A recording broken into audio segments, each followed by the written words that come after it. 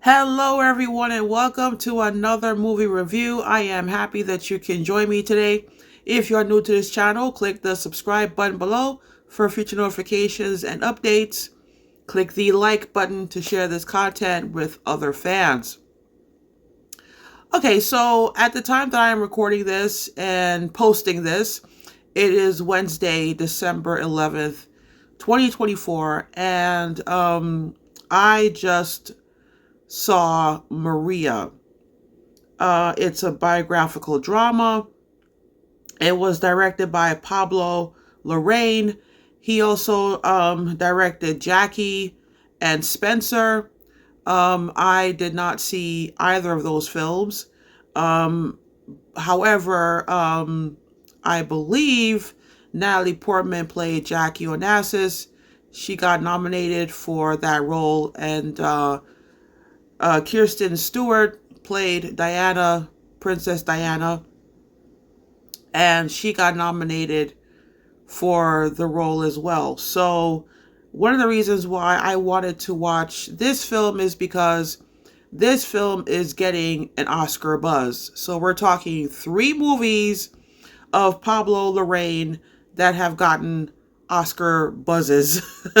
So this time around, Angelina Jolie is playing the protagonist, Maria Callas. I am not familiar with Maria Callas. I'll explain in a moment. Um, this movie premiered at the Venice Film Festival on August 29th. It had a limited release in theaters on November 27th. It premiered on Netflix today, December 11th, and the running time is a little over 2 hours. So if you have Netflix, it's now available on Netflix. So, Maria Callas, according to my research, she was voted as the greatest female opera singer of all time. The reason why I'm not familiar with her is because when I read her biography, she passed away before I was born. I actually had to ask my mother if she knew who she was, and she did. So after I saw the movie this morning. After I saw the movie, my mother and I had an interesting conversation about Maria Callas. So Maria, the movie, takes place a week before Maria died. So she died on September 16th, 1977. And so the main plot takes place a week before she passed away. So we're really covering the last days of her life. And so during this time, according to the movie, she is reminiscing about her life. She is speaking with a reporter who's asking about rumors if she's making a comeback because she hasn't sang in a few years. She retired from opera. And she insists throughout the entire film that she has no plans of going back to singing on the stage. And so, whatever singing that she is doing, she said that it's for herself. So, towards the end of her life, she was singing for herself and not for the public. Um, in the meantime, the film also has um, shots of flashbacks of parts of her life. At one point, she had a relationship with Aristotle Onassis, one of the richest and most famous tycoons of the last century. Um, and also, there is a powerful scene between Maria and her older sister, Jackie. But for the most part, she spent the end of her life in Paris, and her everyday life was spent with her housekeeper and her butler. So I am going to give this film 4 out of 5 stars. Um, like I said, this movie is getting an Oscar buzz. And the reason why I'm not giving it a perfect score is because it's not a perfect movie. My personal opinion, I'm trying to be as objective as possible, but given the fact that this is a woman who died in the 70s, and not everyone listens to opera, not everyone is familiar with her story. If you have never heard of Maria Callas, because she's ahead of your time, the same way that she's ahead of my time. You're going to need to read her biography before you watch this film, so that you understand what's going on and why there are certain scenes that pop up in the film. Because it's the film is not told in chronological order, and towards the last 15 years of her life, she had no relationship with her mother. And therefore, um, you don't really understand Maria Callas unless you understand the relationship that she had with both of her parents, her mother and her father. So the fact that, her mother is completely out of her life towards the end, and you don't see her in the movie at all. Um, there's a scene between her and her sister, as I mentioned. And so it's not until I read her biography while watching the film that I realized the powerful impact that scene has in the film. Like in my opinion, the most powerful scene in the film is the scene in which she has a conversation with her sister. Because at one point her sister is saying to her, you have to close the door on the past. And whatever happened was not your fault.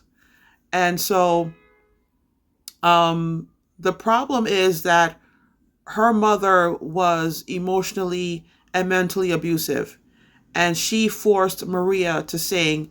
And so Maria felt like her childhood got taken away from her because she needed to sing for a living to support herself and her mother. And so, before Jackie leaves, because they meet up at a restaurant in Paris. And so before Jackie leaves in the scene, she says to her, you have to close the door on the past. And Maria replies to her that she cannot close the door on the past because that's the only way the music's going to get in. So Maria is trying to sing for herself because music is her life and it's a part of her soul. And so she can't get to the music without the past. And the past is painful.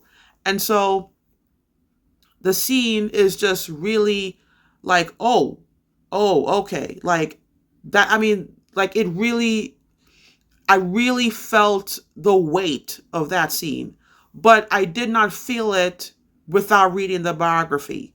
So it's really frustrating to kind of watch this film because I have to read her biography while I'm watching the movie at the same time. So that's why I can't really give it a perfect score. What I do love about this film is the acting. I think the acting from Angelina Jolie is brilliant. I think the supporting cast is also brilliant. It's just a well acted film. So that I really don't have an issue with.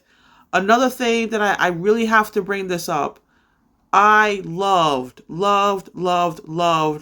the cinematography in this film. Cinematography is something that I don't really talk about very often, but the reason why I have to bring it up is because this film has an old-fashioned look to it. And so I had to go online and find out what the cinematographer did with this film. Like what was was it the camera? Was it the film? Like how was he able to shoot this film?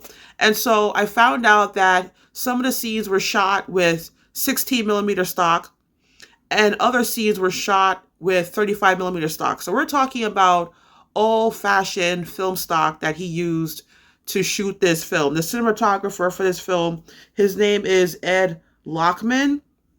I think that's how you pronounce his name. But yeah, like the old-fashioned look to this film, I loved it. And the reason why I love it so much is because um when you watch movies nowadays, because most films are shot digitally, um the best way that I can describe it in two ways. Okay, the first way I can describe it on a scale of 1 to 10. So your digital films, the brightness level is a 10 out of 10. Whereas film stock, the brightness is kind of like a 5 out of 10. So to watch an old-fashioned looking film like Maria, it's easy on the eyes. Because when I watch digitally um, made films nowadays, I can feel it in my eyes. Okay, like, and then this goes back to the second way I can describe this film and the old-fashioned feel to it.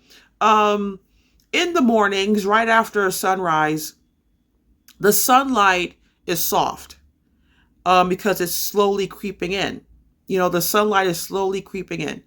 And then you have high noon, like 12 o'clock, 1 o'clock, 2 o'clock, where the sun is at its brightest. And, you know, you really have to like squint because the sunlight is so bright. So watching a digitally made film is kind of like standing under the sunlight 12, 1 o'clock in the afternoon. Whereas watching a movie shot on old-fashioned film, 16 millimeter, 35 millimeter, it feels like sunlight in the morning. So I just love the cinematography of this film. It's easy on the eyes.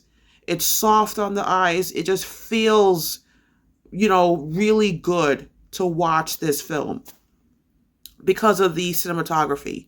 So because of the Oscar buzz, me personally, I feel like if we're gonna nominate this film for anything, acting wise, you know, yes, we can nominate a few people for, you know, Angelina Jolie for Best Lead Actress, a couple of actors for Best Supporting, but also I would love to see this film get nominated for cinematography. So that's a real standout for me.